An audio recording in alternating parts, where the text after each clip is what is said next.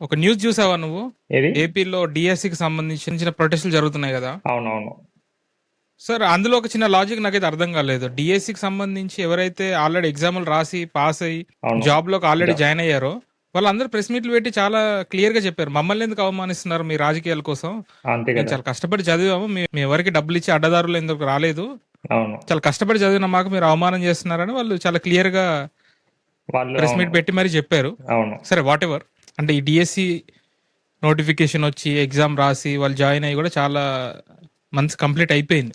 అవును. కొత్తగా ఇప్పుడు సీజేపీ ప్రొటెస్ట్ నీటి పైన తీసుకొచ్చిన తర్వాతే మళ్ళీ టాపిక్ మళ్ళీ రాజకీయంగా తెరపైకి ఇది వచ్చింది అనేది ఫ్యాషన్ అందరూ అయిపోయింది ఇప్పుడు డిస్కషన్. అందరికి. ఇప్పుడు ప్రతి దగ్గర ఏమైపోతుందంటే ఏం చేయాలి సరే రాజీనామాలు చేయాలి, రాజీనామాలు చేయాలని చెప్పేసి ఇది చేస్తున్నారు. ఇప్పుడు ఏంటి ప్రతిపక్షాలకి ఇప్పుడు ఏంటి ఒక 5 సంవత్సరాలు ఇప్పుడు వాళ్ళని జీర్ణించుకోలేకపోతున్నట్టున్నారు.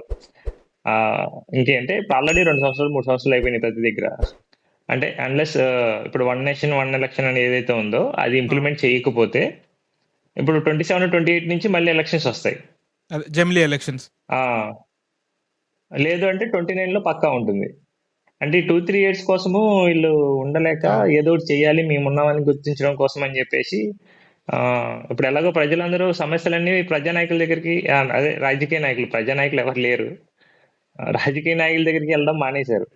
థింగ్ ఏంటంటే ఎవరికి వాళ్ళు ఇప్పుడు ఎక్కడ వాళ్ళకి ఎక్కడ బాగా ఇబ్బంది పడుతున్నారో దాన్ని సోషల్ మీడియాలో షేర్లు చేయడం కానీ దాని సమస్యల గురించి మాట్లాడడం కానీ ప్రతి ఒక్కరు సోషల్ మీడియాలోనే మాట్లాడడం వల్ల రాజకీయ నాయకులకి పెద్ద పని లేవు.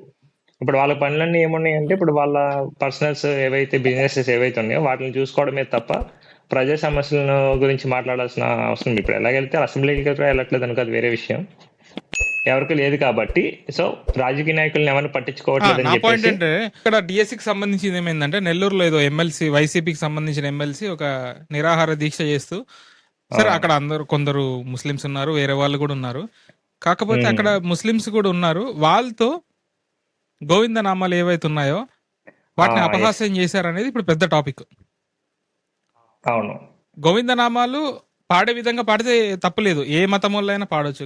కాకపోతే అవునవును. ఇక్కడ పాయింట్ ఏంటంటే గోవింద నామాలు వేరే మతస్థుల చేత వేరే మతస్థులతోటి వాళ్ళకి ఇష్టమైన నామాలు జోడించి అవును. డిఎస్సి గోవింద, మీరు ఇచ్చిన హామీలు గోవింద అనుకుంటా వేరే మతస్థులతోటి అక్కడ కూర్చోబెట్టి పాడిపియడం అనేది డెఫినెట్ గా మంచి విషయం కాదు నా వరకు. ఎందుకంటే వాళ్ళ మతాలకు సంబంధించిన పద్ధతులు కూడా వాళ్ళకు ఉంటాయి.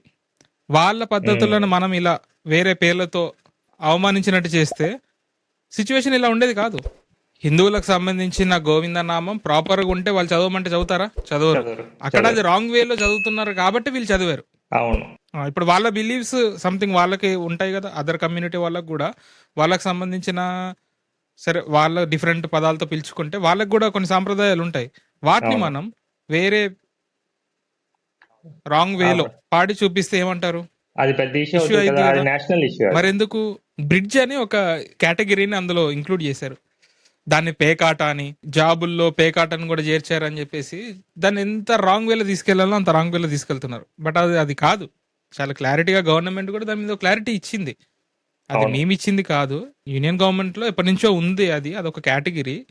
బ్రిడ్జ్ అంటే పేకాట అని ఎవరు చెప్పాడు మీకు అని చాలా క్లారిటీ కూడా ఇచ్చింది. అయినా కూడా నిరాహార దీక్షలో కూర్చొని పేకాట ఆడుతున్నారు. అంటే ఈ వారితో కూడా జాబ్లు వస్తాయని జనాలకు వెక్కిలిగా చెప్పడం.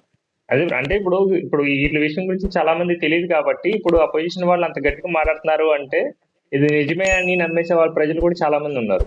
అంటే మనం కాన్ఫిడెంట్ గా మనం బలంగా ఏదైనా ఒక విషయం గురించి మాట్లాడితే అదే నిజమని చెప్పి నమ్మే వాళ్ళు కూడా ఉన్నారు. సో వాళ్ళు నమ్మే ప్రజలు ఉన్నంత కాలం ఇలాంటి వాళ్ళు ఇలా చేస్తూనే ఉంటారు. అంటే కొందరు ఫ్యాక్ట్ చెక్ చేసుకునే వాళ్ళు చాలా తక్కువ ఉంటారు సాయి. నాకు తెలిసినంత వరకు చాలా తక్కువ మంది ఫ్యాక్ట్ చెక్ చేసుకుంటారు. ఇప్పుడు బ్రిడ్జ్ అనేది ఏదైతే కేటగిరీ పేకాట అని ప్రొజెక్ట్ చేస్తున్నారు అక్కడ కూర్చొని వైసీపీ వాళ్ళు, ఆ పర్టికులర్ పార్టీని ఫాలో అయ్యే వాళ్ళు ఏమనుకుంటారు అంతా, అరే కూటమి ప్రభుత్వం ఒక పేకాటని జాబులు కేటగిరీలో ఉద్యోగాలకు సంబంధించిన కేటగిరీలు చేర్చారని అనుకుంటారు కదా, గుడ్డిగా నమ్మేస్తారు కదా, నమ్ముతారు, ఫ్యాక్ట్ చెక్ చేసుకోరు కదా. అంటే తప్పుదో పట్టిస్తే ఏమొస్తుంది జనాల్ని?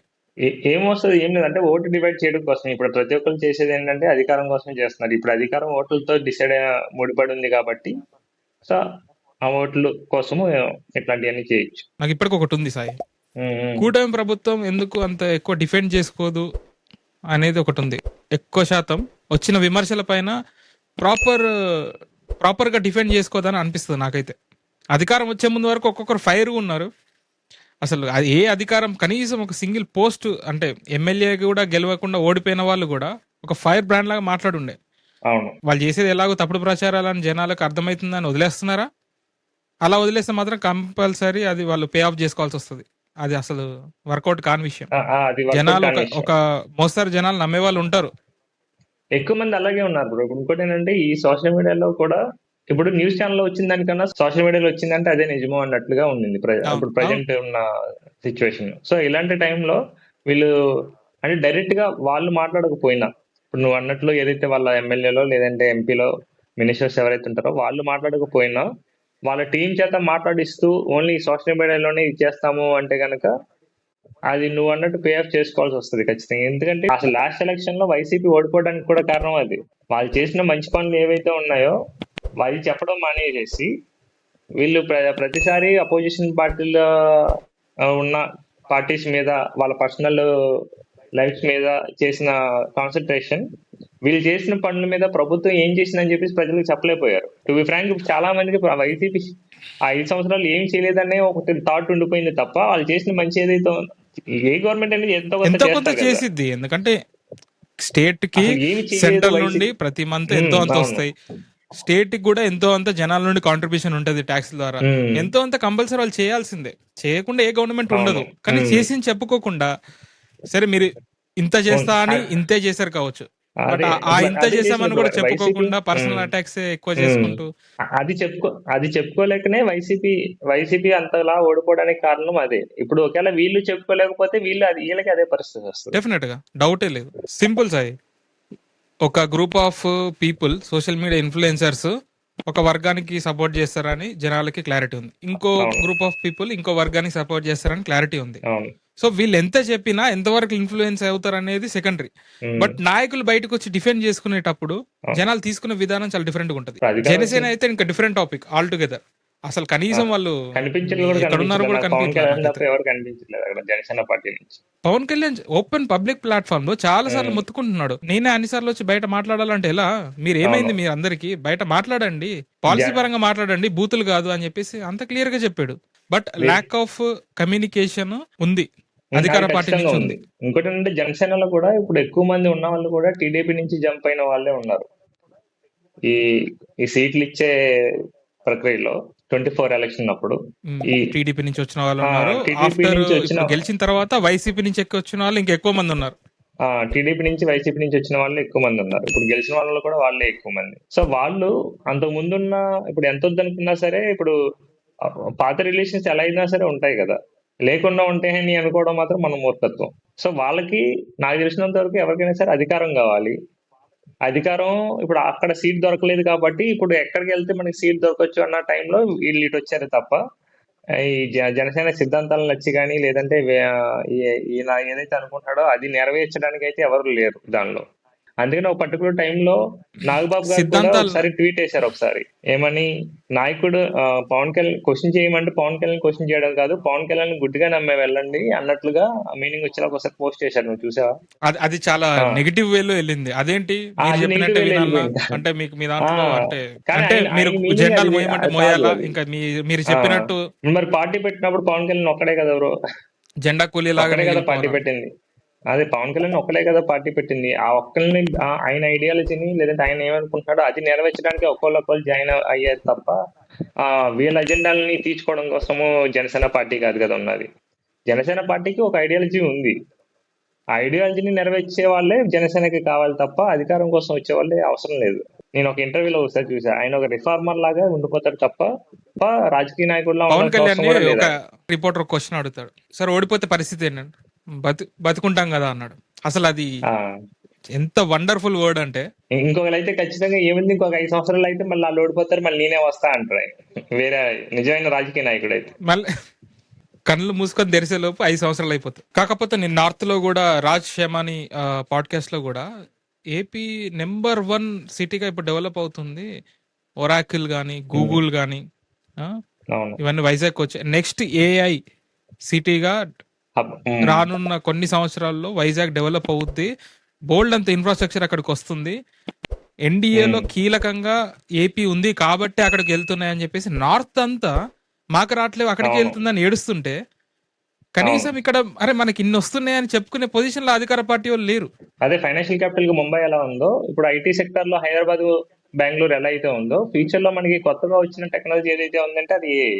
ఆ AI హబ్ గా ఖచ్చితంగా మనకి ఆంధ్రప్రదేశ్ లో ఉంది. దాన్ని ఇలాగే కంటిన్యూ చేస్తే ఖచ్చితంగా రానున్న 10-15 ఏళ్లలో ఖచ్చితంగా హైదరాబాద్ కన్నా ఎక్కువ గ్రో అయ్యే ఛాన్సెస్ ఏపీకి చాలా ఉన్నాయి.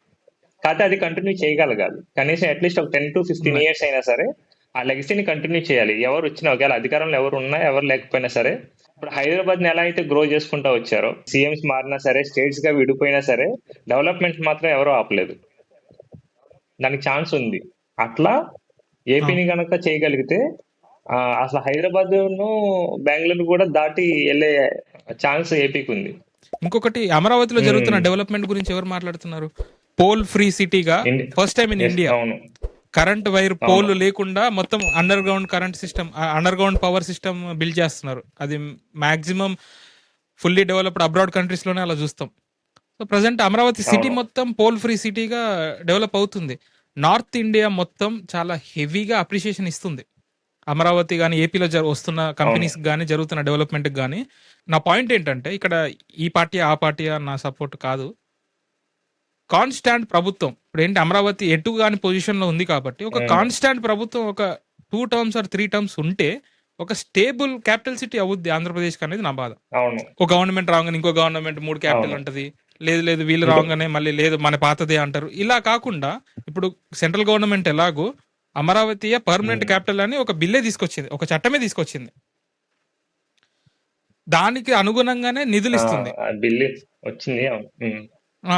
దానికి అవును. అనుగుణంగానే నిధులు వచ్చినాయి కాబట్టి దీన్ని ప్రాపర్ గా వీళ్ళే అంటే ఒక గవర్నమెంట్ కాన్స్టాంట్ గా ఉండి, ఇక్కడ ఇంతకుముందు ఉన్న వైసీపీ కాన్స్టాంట్ గా ఉండి అదే డెవలప్ చేస్తే కూడా నా వర్డ్ ఇదే ఉండేది.